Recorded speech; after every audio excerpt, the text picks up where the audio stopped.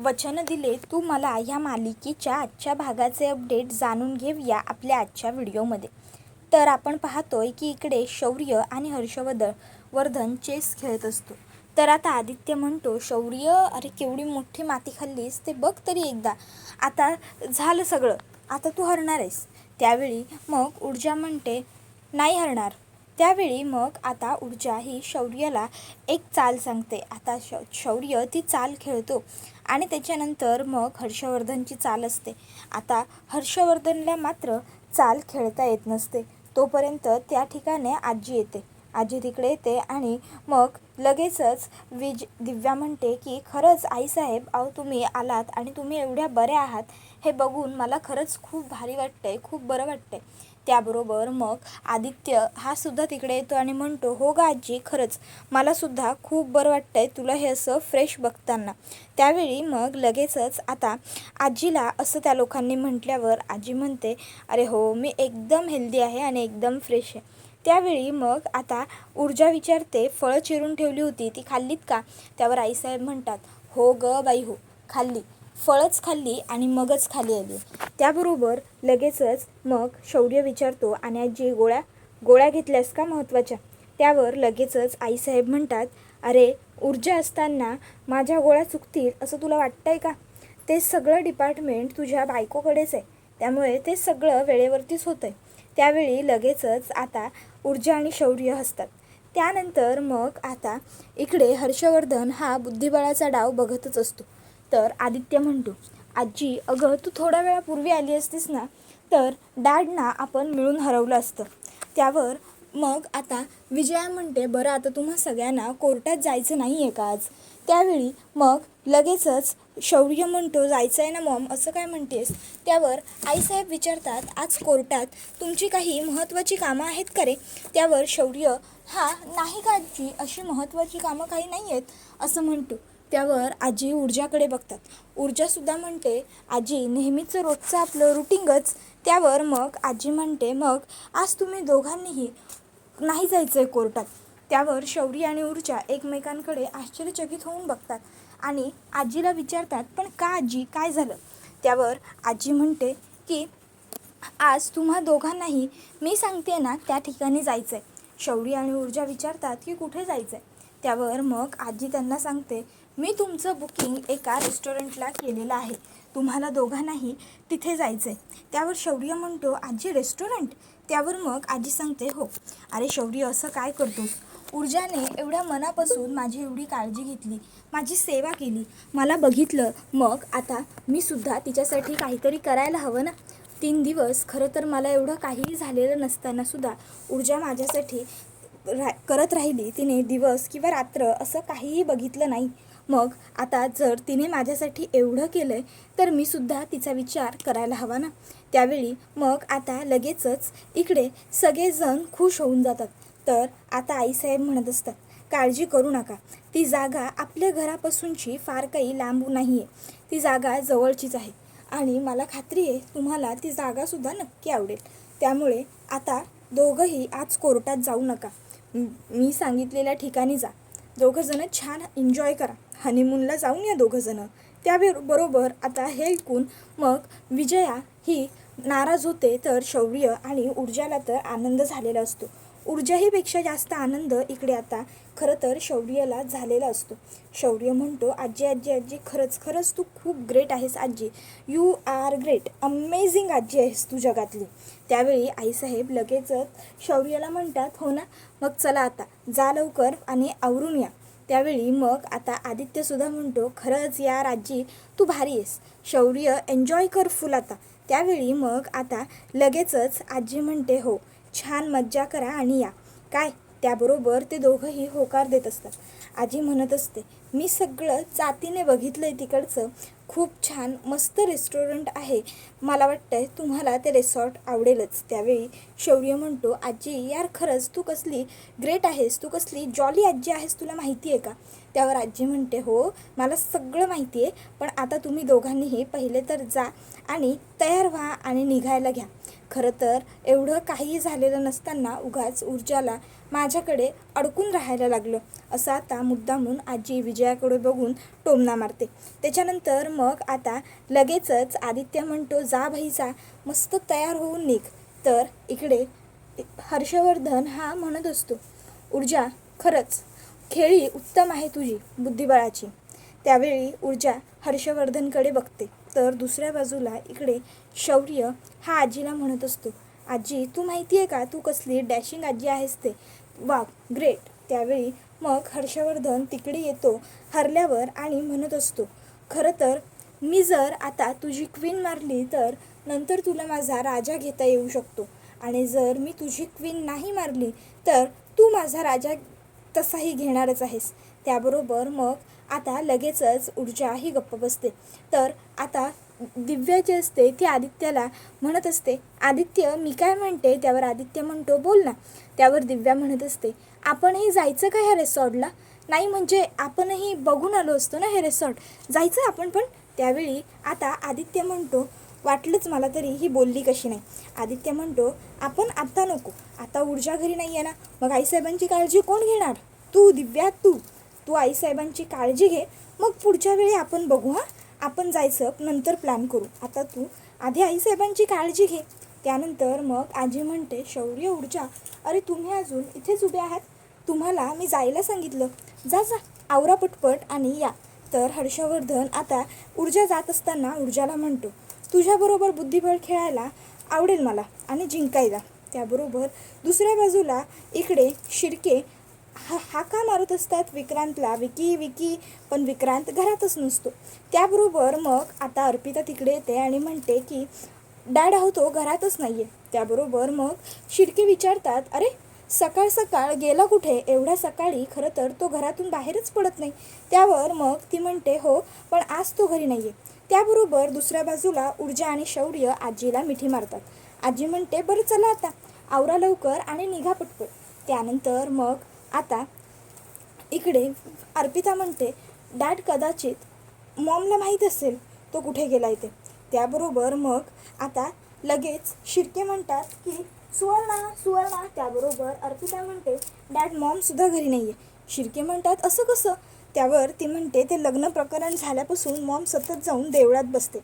त्यावर शिर्के म्हणतात, अच्छा ठीक आहे. इतक्यात त्यांना एक फोन येतो, ते फोनवरती बोलत असतात. त्याबरोबर मग आता ते म्हणतात की ठीक आहे, नाही आजच्या मीटिंगला खरं तर विक्रांत असायला हवा होता, पण जरी तो नसला तरी आपण मीटिंग तर रद्द करू शकत नाही ना. नाही मीटिंग घ्यायचीच, हो चालेल. आणि मग ते फोन ठेवतात. इतक्यात त्यांचं लक्ष जातं की अर्पिता ही गपचूप एका जागेवरती उभी आहे. मग शिर्के लगेचच अर्पिताकडे येतात आणि अर्पिताला म्हणतात, अर्पिता काय रे बाळा, राजा अशी गप्पपणे का उभी आहेस. अर्पिता म्हणते, काही नाही डॅड, सहजच. त्यावर शिर्के म्हणतात, ये इथे ये, माझ्याजवळ बस. आणि मग ते अर्पिताला घेऊन हॉलमध्ये बसतात सोफ्यावरती. आणि मग ते तिला म्हणू लागतात, अर्पिता बाळा खरंच माफ कर मला. नाही म्हणजे ह्या कामाच्या रगाट्यात, ह्या कामाच्या गडबडीत मला तुझ्याकडे लक्ष द्यायला वेळच मिळत नाही आहे, खरंच माफ कर बाबाला. त्यावेळी आता ते अर्पिताला म्हणतात, अर्पिता एक काम करूया आपण, चल आपण ना कुठेतरी छान मस्तपैकी बाहेरगावी फिरायला जाऊया, चल निघूया आपण. त्यावर अर्पिता म्हणते, पप्पा नाही हो, नको. तुम्हाला काय वाटलं, मला माहीत नाही आहे का, सध्या तुमच्या पक्षात किती काय सुरू आहे मला माहिती आहे, आणि ह्या अशा परिस्थितीत आपण फिरायला जाणं हे योग्य नाहीच होणार, म्हणून आपण नको जाऊया कुठेही. तुम्ही करा तुमची कामं, तुम्ही माझी काळजी नका करू पप्पा, तुम्ही असू द्या. त्याबरोबर शिर्के म्हणतात, खरंच किती समजूतदार आहेस गं तू, इतका समजूतदारपणा आणतेस कुठून. याच्यामधला थोडासा जरी तुझ्या भावाला दिला असतास तरी किती बरं झालं असतं. त्याबरोबर अर्पिता ही गप्प राहते. त्यावर शिर्के तिला म्हणतात, तुला काय हवं आहे माझ्याकडून बेटा, बोल तू. त्यावर अर्पिता म्हणते, पप्पा मला फक्त तुमच्याकडून एकच गोष्ट हवी, ती म्हणजे माझं आणि शौर्याचं लग्न. पप्पा जर तुम्हाला माझा त्रास संपवायचा असेल ना, तर तुम्ही माझं आणि शौर्याचं लग्न लावून द्या. मग बघालच तुम्ही माझा त्रास कसा कायमचा संपून जातो ते. पप्पा मला फक्त शौर्यबरोबर लग्न करायचं आहे पप्पा, बास, त्यापेक्षा जास्त मला काहीही नको आहे तुमच्याकडून. होईल ना पप्पा. त्याबरोबर मग शिर्के म्हणतात, हो हो हो होईल ना, होईल बेटा, सगळं तुझ्या मनासारखं होईल. तुझं शौर्यबरोबर लग्न नक्की होईल. आणि मग आता हे बोलताना शिर्केंच्या डोळ्यात अश्रू दाटून आलेले असतात. त्यानंतर मग आता इकडे आईसाहेब ह्या शौर्य आणि ऊर्जाला म्हणत असतात, शौर्य, ऊर्जा, वा आलात ना, छान. आता लवकर लवकर निघा आणि छान मस्त तिकडे एन्जॉय करा. काय? त्याबरोबर मग विजया म्हणत असते, शौर्य, हे बघ, पाऊस पडतोय. जर रस्त्यात पाऊस वगैरे जास्त कमी लागला तर कुठेतरी ब्रेक घ्या. तसेच पुढे पावसापाण्याचे जाऊ नका, कळलं ना? शौर्य, गाडी हळू जपून आणि नीट चालवायची हां. कशी पण वाकडी तिकडी गाडी चालवू नकोस. काळजीपूर्वक गाडी चालव, कळलं? त्याबरोबर शौर्य म्हणतो, हो मम्मा, मी काळजी घेईन, लक्ष देईन व्यवस्थित. त्याबरोबर विजया म्हणत असते, आणि हो, पोहोचल्यावर फोन कर. त्यावेळी मग लगेचच तो, हो मम्मा, मी करेन फोन आठवणीने, असंही म्हणतो. त्याबरोबर मग आता शौर्य आणि ऊर्जा हे दोघंही जण तिकडनं निघतात. निघताना दोघांनी एकमेकांचे हात हातात पकडलेले असतात. हे बघून विजयाला मात्र खूपच जास्त संताप होत असतो. पण आता गप्प राहण्यावाचून विजयाकडे काहीही पर्याय नसतो. त्यानंतर विजया आता रागानेच तिकडनं वरती तिच्या खोलीकडे निघून जाते. त्यानंतर मग आता विजया तिकडनं गेलेली असते तर शौर्य आणि ऊर्जा हे सुद्धा रस्त्यात असतात. शौर्य ऊर्जाला विचारतो, ऊर्जा, छान गाणी लावायची का? त्यावर ऊर्जा म्हणते, नाही नको शौर्य, वातावरण बघ ना, किती शांत आहे, किती छान आहे, असंच बरं वाटतंय ना? त्यावर शौर्य म्हणतो, हो खरंच, ठीक आहे, नको लावूया गाणी, आपण असेच जाऊया.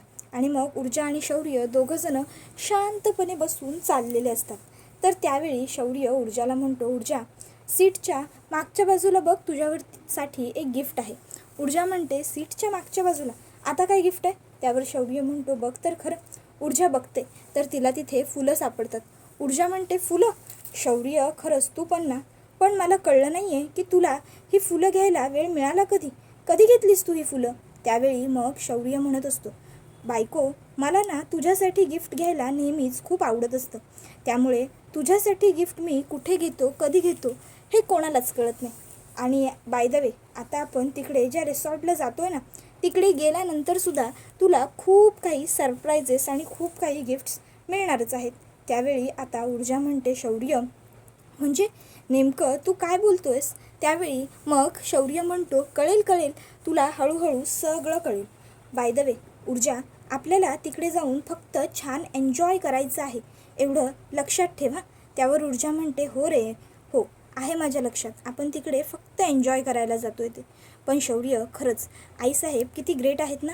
म्हणजे आईसाहेबांनी आपला किती विचार केला, लगेच त्यांनी आपल्यासाठी हे एवढं प्लॅनिंग वगैरे केलं. खरंच मी तर बाबा विश्वासच नाही करू शकले.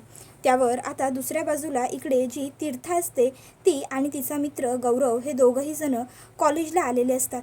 तीर्था गौरवला म्हणते, गौरव, अरे आज तुझी गाडी आहे ना आतल्या बाजूला लाव. नाही, कारण आज आपल्याला उशीर होणार आहे, आजचं सेशन मोठं चालणार आहे ना. त्यावर गौरव म्हणतो, नाही ग तीर्था, मी एकाच सेशनला थांबणार आहे, नंतर मी निघून जाणार आहे, त्यामुळे मी गाडी बाहेरच्याच बाजूला लावतो. तीर्था म्हणते, बरं ठीक आहे, तुला जसं वाटतंय तसं कर, पण लाव लवकर आणि ये, मी पुढे होते. त्यावर तो म्हणतो की हो चालेल, जा तू पुढे जा, तोपर्यंत मी मागून येतो. आणि तो तिकडनं आता गाडी पार्क करायला म्हणून निघून जातो. त्यावेळी आता हे सगळं काही गाडीत बसलेला विक्रांत आणि त्याचे ते साथीदार जे तीर्थाला किडनॅप करणार असतात ते बघत असतात. मग विक्रांत त्यांना म्हणत असतो की कळलं ना, हिला किडनॅप करायचे ते. त्यावर ती मुलं म्हणतात, आणि ह्या पोराचं काय करायचं? त्यावर विक्रांत म्हणतो, त्याचं काय करायचं ते मी बघून घेतो, तुम्ही फक्त पोरीला उचला, गायब करा.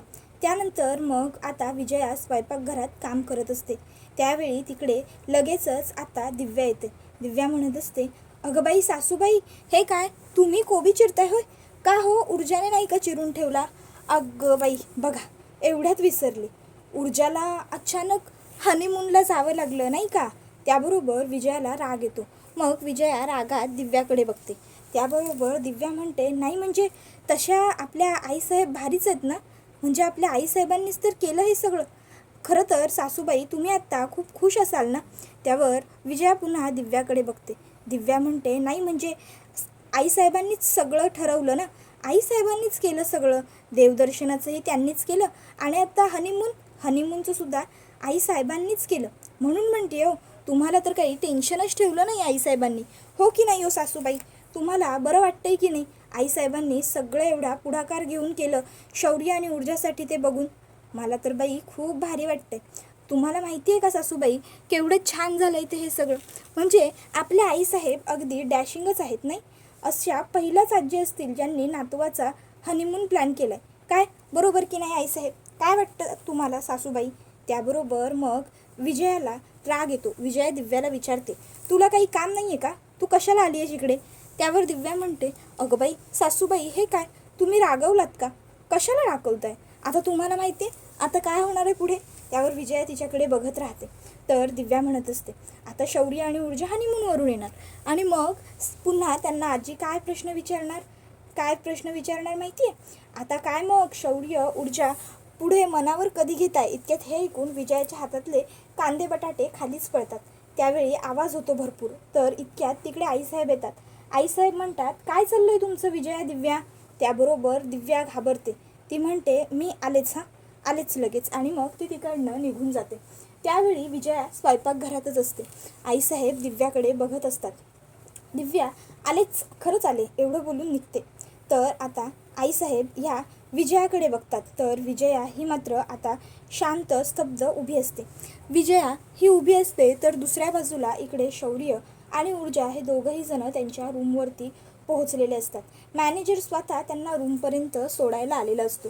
आणि आता मॅनेजर हा त्यांना सांगत असतो की कुमुदिनी मॅडमनी आमच्याबरोबर आधीच बोलून ठेवलं होतं.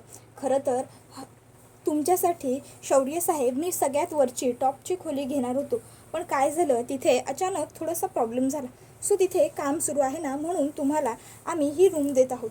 खरंच. त्यावेळी शौर्य म्हणतो, नाही काही हरकत नाही. त्यावेळी मग ते म्हणत असतात, आणि तुम्हाला सांगू का, इथे ना तुम्ही खूप काही वेगवेगळ्या गोष्टी करू शकता. इथे खूप साऱ्या कपल ॲक्टिव्हिटीजसुद्धा होतात. इथे बोटिंगसुद्धा आहे, जकुझीसुद्धा आहे, तुम्ही ते सगळंसुद्धा करू शकता. त्याबरोबर ऊर्जा म्हणते, अय्या हो बोटिंग आहे शौर्य, आपण आज बोटिंगला नक्की जायचं, हां बोटिंग करायचं. त्यावर शौर्य म्हणतो, हो सगळं करू, नक्की करू. त्यावेळी पुढे आता ते सांगत असतात की खरं सांगायचं झालं ना तर ह्या जागेवरती केस सुरू होती. कुमुदिनी मॅडमनी ती केस जिंकून दिली, म्हणून खरं तर आज इथे हे रिसॉर्ट उभं राहू शकलेलं आहे. त्याबरोबर शौर्य म्हणतो, बरं आता तुम्ही या. आणि मग ती लोक तिकडनं निघून जातात. त्यानंतर शौर्य लगेच दरवाजा बंद करतो आणि ऊर्जाकडे येतो. आणि आता तो ऊर्जाच्या गळ्यात हात टाकतो. आणि त्यानंतर तो ऊर्जाला म्हणत असतो, मिसेस बायको सॉरी, पण तुला बोटिंगला नाही जाता येणार आज. त्यावर ऊर्जा म्हणते, शौर्य का? त्यावेळी शौर्य म्हणतो, ऊर्जा कारण आपण इकडे हनीमूनसाठी आलो आणि हनीमूनसाठीच आलो आहे, कळलं ना? त्यावेळी मग ऊर्जा म्हणते, अरे पण बोटिंग माझी इच्छा होती. त्यावेळी शौर्य म्हणतो, मिसेस बायको. त्याबरोबर मग आता ऊर्जा म्हणते, तू आधी घरी फोन करून सांग आपण इथे पोहोचलो आहे आणि सेफली पोहोचलो आहे. ते उगाच घरचे काळजी करत राहायला नको. जा फोन कर. शौर्य म्हणतो, ऊर्जा म्हणते, जा फोन कर जा, तोपर्यंत मी आवरते, जा लवकर फोन कर. आणि मग ती शौर्यला तिकडनं ढकलते आणि आवरायला बाथरूममध्ये निघून जाते. शौर्य म्हणत असतो, ऊर्जा पण ऊर्जा त्याचं काही ऐकत नाही. ती हसत पुढे जाते. शौर्यसुद्धा नंतर मागे हसतच राहतो. त्यानंतर मग शौर्यला आणि ऊर्जाला छान असा वेळ मिळालेला असतो. शौर्यने ऊर्जासाठी छान असं प्लॅनिंग केलेलं असतं आणि मग शौर्य आणि ऊर्जा छान रोमॅन्सही करत असतात. त्याबरोबर आता रोमॅन्स करत असताना ते दोघंजणं छान डान्स करत असतात. पाऊस पडत असतो. दोघंही जणं खूप खुश असतात, आनंदी असतात. सगळं वातावरण एकदम कसं मस्त असतं. त्याबरोबर दोघंजणं एन्जॉय करत असताना हा व्हिडिओ इथेच संपतो. व्हिडिओ आवडला असेल तर व्हिडिओला लाईक करा. चॅनलवर नवीन असाल तर चॅनलला सबस्क्राईब करा आणि बेल आयकॉन आठवणीने प्रेस करा, जेणेकरून तुम्हाला पुढच्या प्रत्येक व्हिडिओचं नोटिफिकेशन मिळत जाईल आणि सर्व व्हिडिओंचा आनंद हा अगदी उत्तम पद्धतीने घेता येईल. चला तर मग प्रेक्षकांनो, आजच्या पुरतं इथेच थांबूया. पुढचा व्हिडिओ येईपर्यंत ह्या व्हिडिओचा छान पद्धतीने आनंद घेत राहा. तुम्हाला ही मालिका कशी वाटते हे आम्हाला कमेंटमध्ये सांगायला विसरू नका. टाटा बाय बाय, धन्यवाद, take care all of you.